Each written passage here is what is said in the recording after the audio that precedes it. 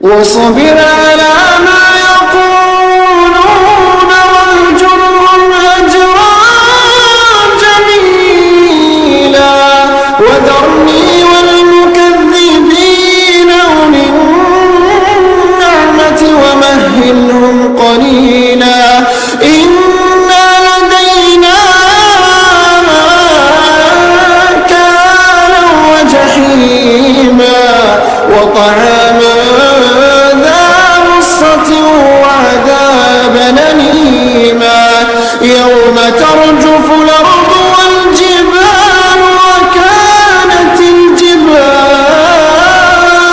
وكانت الجبال كثيبا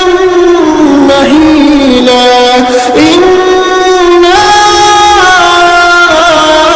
أرسلنا إليكم رسولا